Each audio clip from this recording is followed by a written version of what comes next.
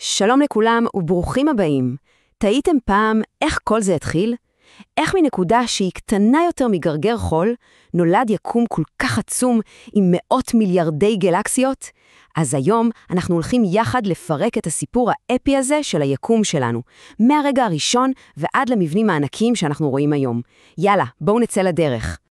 תנסו לדמיין את זה רגע. כל מה שקיים, כל כוכב, כל גלקסיה, כל אטום ואטום, הכל דחוס יחד לנקודה אחת, זהירה, חמה וצפופה ברמה שאי אפשר לתאר. נקודה שבה חוקי הפיזיקה שאנחנו מכירים פשוט לא עובדים. זה נשמע כמו מדע בדיוני, נכון? אבל זאת בדיוק נקודת הפתיחה של הסיפור שלנו. אוקיי, אז כדי שבכלל נוכל להתחיל להבין את קנה המידה המטורף הזה, אנחנו חייבים להתחיל מהבית. בואו נעשה סיור קצרצר בשכונה שלנו, ונבין איפה בדיוק אנחנו נמצאים במפה הקוסמית הענקית הזאת. ובמרכז השכונה שלנו נמצאת השמש.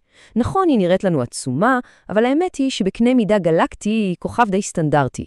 היא נוצרה לפני בערך 5 מיליארד שנים מתוך ענן של גז ואבק. היא נותנת לנו חום ואור, אבל הנקודה החשובה היא שהיא רק אחת ממאות מיליארדי שמשות אחרות שמרכיבות את הגלקסיה שלנו. וסביב השמש שלנו מסתובבים שני סוגים של כוכבי לכת. קרוב אליה נמצאים כוכבי הלכת הסליים, הקטנים יחסית, כמו כדור הארץ ומאדים, אפשר לחשוב עליהם כמו על סלעים גדולים. רחוק יותר נמצאים ענקי הגז האדירים, כמו צדק ושבתאי, שהם בעצם כדורי גז עצומים בלי קרקע מוצקה בכלל.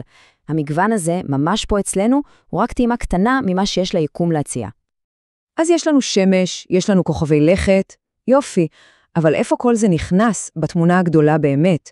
כדי לענות על זה, אנחנו צריכים לעשות זום אאוט, והרבה. כאן מתחיל הזום אאוט האמיתי. אנחנו הולכים לראות איך אבני הבניין של היקום, הכוכבים, מתארגנים במבנים הולכים וגדלים, ממש כמו לבנים שיוצרות בית, ובתים שיוצרים עיר. בואו נכיר את ההיררכיה הקוסמית. ובכן, אבן הבניין הכי בסיסית בכל המבנה הזה היא כוכב. תחשבו על כוכב כמו על קור היתוך גרעיני ענק שמייצר אור וחום. בעצם כל נקודת אור קטנטנה שאנחנו רואים בשמי הלילה היא שמש רחוקה שיכול להיות שמאירה עולמות אחרים לגמרי. עכשיו דמיינו שלוקחים מאות מיליארדים של כובעים כאלה ומוסיפים להם עננים של גז ואבק ומחזיקים את הכל ביחד עם כוח הכבידה. מה מקבלים? גלקסיה. עיר אדירה של כוכבים. והעיר שלנו נקראת שביל החלב. זו גלקסיה ספירלית מדהימה בקוטר של בערך 100,000 שנות אור. וכדי שנקבל קצת פרופורציות, שנת אור אחת זה המרחק שהאור עובר בשנה שלמה, שזה כמעט 10 טריליון קילומטרים. השמש שלנו היא רק כוכב אחד מבין יותר מ-200 מיליארד כוכבים בעיר הזאת, ובמרכז שלה, ככה מאמינים, יש חור שחור על מסילי. אבל הסיפור לא נגמר ברמת הגלקסיה. תחשבו על זה. גם ערים בעולם שלנו לא קיימות בוואקום. הן חלק ממדינות. אותו דבר קורה בחלל. גלקסיות מתקבצות יחד למה שנקרא צבירי גלקסיות, שהם בעצם המבנים הכי גדולים שאנחנו מכירים ביקום. ופה מגיע החלק המטורף באמת. כל התמונה הזאת נמצאת בתנועה מתמדת. המדע גילה שהיקום כולו מתפשט. האנלוגיה הכי טובה היא לחשוב על בצק של עוגת צימוקים שתופח בתנור. הבצק הוא המרחב, והצימוקים הן הגלקסיות. ככל שהבצק תופח, כל הצימוקים מתרחקים אחד מהשני. והתגלית הזו מובילה אותנו אחורה בזמן. לשאלה הגדולה מכולן, אם הכל מתרחק היום, זה אומר שפעם, מזמן, הכל היה ביחד. אז מאיפה הכל התחיל? וזה כמובן מביא אותנו לסיפור המקור של הכל. לתיאוריה המדעית שנקראת המפץ הגדול. 13.7 מיליארד שנים. תנסו רגע ליקל את המספר הזה. זה הגיל המאורך של היקום. לשם השוואה, כדור הארץ שלנו קיים רק 4.5 מיליארד שנים. כל ההיסטוריה הקוסמית, כל מה שאי פעם קרה, התחיל לפני כמעט 14 מיליארד שנים, ברגע אחד ויחיד. אז איך כל זה קרה? ובכן, הכל התחיל מאותה נקודה קטנה ולוהטת.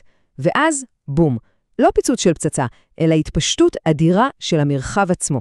דמיינו עדים רותחים שמתפשטים ומתקררים במהירות.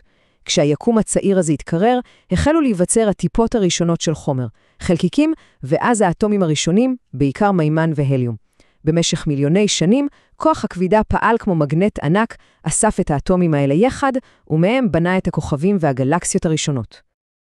אבל רגע, יש פה שאלה ממש חשובה. אם היקום הצעיר היה מורכב רק ממימן והליום, שהם היסודות הכי פשוטים שיש, אז מאיפה הגיע כל השאר? מאיפה הגיע הפחמן שאנחנו נושמים, הברזל שזורם לנו בדם, או הזהב? והתשובה המדהימה היא שהכל מגיע מתוך הכוכבים עצמם. הם לא רק מנורות ענקיות בשמיים, הם בעצם המפעלים הקוסמיים שמייצרים את כל היסודות הכבדים יותר. כדי להבין איך נוצר החומר שאנחנו עשויים ממנו, אנחנו צריכים להבין איך כוכב נולד, חי ומת. כל כוכב מתחיל את חייו בתוך ענן ענק של גז ואבק שנקרא ערפילית. כוח הכבידה מושך את החומר הזה פנימה, דוחס אותו עוד ועוד. הלחץ והטמפרטורה בליבה עולים לרמות בלתי נתפסות, עד שמתחיל תהליך של היתוך גרעיני. זה הרגע שבו הכוכב נדלק ומתחיל לשרוף מימן, להפוך אותו להליום ולשחרר כמויות אדירות של אנרגיה. אבל כמו לכל מנוע, אתם יודעים, בסוף הדלק נגמר, ומה שקורה אז תלוי במסה של הכוכב. כוכבים ממוצעים כמו השמש שלנו יתנפחו לענק אדום, ואז יתכווצו לאט לאט לגחלת קוסמית דועכת שנקראת ננס לבן.